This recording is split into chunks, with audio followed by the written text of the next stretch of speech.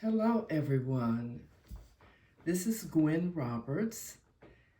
Thank you for tuning into my channel today. Today, I have a message that is a special request from my wonderful, sweet cousin, Erica. And a reminder that you can always make requests for special topics that you would like to hear me speak on. But this is for Erica.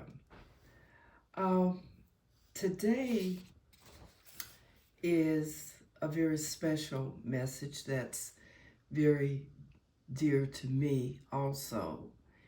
And it's something that we do and something we experience in our lives, sometimes on a regular basis. And the topic today on the message is forgiveness. Forgiving another person really requires our internal work on ourselves. And it is not easy, especially if unforgiveness is toward another person, if that unforgiveness lingers. It doesn't help us. We all have opportunities to experience forgiveness almost daily. When someone pulls out in front of you in traffic, that's a time to forgive. When a friend or coworker says something that doesn't feel good to you, another time to forgive. When a family member complains about a meal which you prepared, something else to forgive. So what does forgiveness really mean? Forgiveness means having compassion for the person that misspoke or misacted to you in a certain way. Forgiveness means understanding that the other person acted either out of fear, anxiety, defense, or behavioral misadjustment. That's what we call that. We forgive them because we are the bigger person, the mature person. When we are forgiving, we don't react to a person's action. Let me say that again. When we are forgiving, we don't react to another person's action. When we react to another person's words or actions, that tells us something about ourselves, not others, but about ourselves when we react to another person's action. When you're forgiving to another person's actions or words, when you are unforgiving to another person's actions or words, then you are participating in their action. Let me read that again. When you are unforgiving of another person's actions or words, you are then participating in their reaction. Participating causes you to be entangled with them.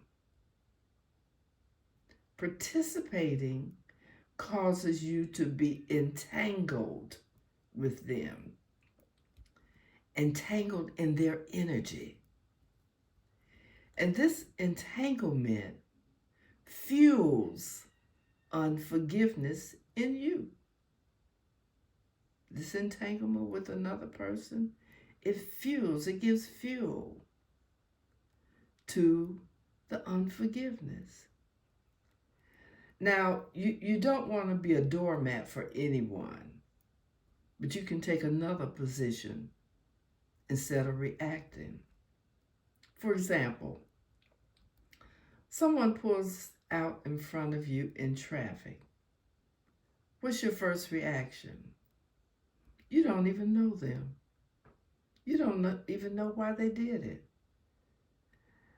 Why not think of it in a different way? Someone pulls out in front of you in traffic. You might want to think, this is your thought. You're in control of your mind. Their wife might be in labor and need to get to the hospital quickly. That gives you peace, doesn't it? You don't get entangled that way, right? Or let's take another instance. Or someone is unkind to you. Maybe they just found out some upsetting news, or battling with something that you're unaware of. Okay?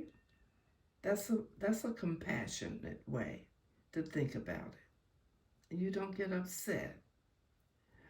Or a spouse doesn't speak kindly to you, maybe because their workday was a disaster. Another one, or a friend or family member strikes out to you, maybe because they're jealous of you in some way. That's another position of taking compassion toward the situation. That way you don't get upset, you don't get involved, and you don't get entangled in whatever they are going through. Now, not in all cases, but sometimes it's best to be silent instead of reacting. That gives the other person time to think about what they said or what they did. And that's showing compassion and maturity. In any instance, reacting is not always the best response. You know, the Bible says, be slow to anger. Be slow to anger. Many times this requires us to have the self-awareness, control, understanding, and self-discipline to remain centered during these times, to remain at peace during this time, not to get entangled with someone else's stuff at this time.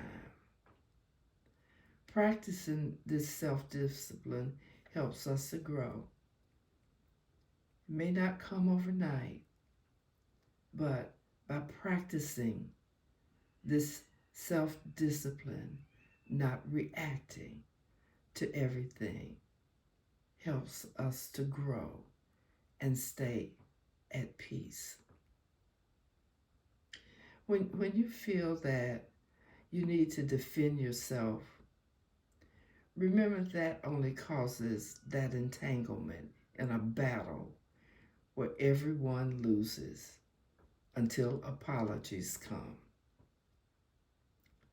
You know, sometimes apologies, if they don't come quickly, sometimes it may take days for apologies to come.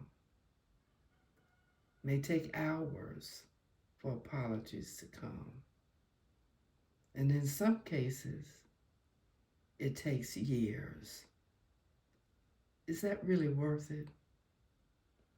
Is that really worth you carrying around this energy, this feeling inside you. You know, unforgiveness held in a person can create bitterness, and it also can create poor health. Unforgiveness is like drinking poison when the other person walks free, unless the other person is also unforgiving. Think about that. You want to always create your best life, your best health, your best energy about you. The solution is what the Bible says. Love one another. Simple solution. Love one another. That means we're not reacting to their stuff. We're growing. We're loving. We're being compassionate. We're understanding. And that's maturity. That's growth. That's getting tired of going through entanglements with people, letting go, and just not reacting. Now, my personal take on this is sometimes we have to love people at a distance, but only send energy of love to them. If you're loving them even at a distance, and that's okay, you want to go free. You want to keep yourself clear. People can only do to us what we allow.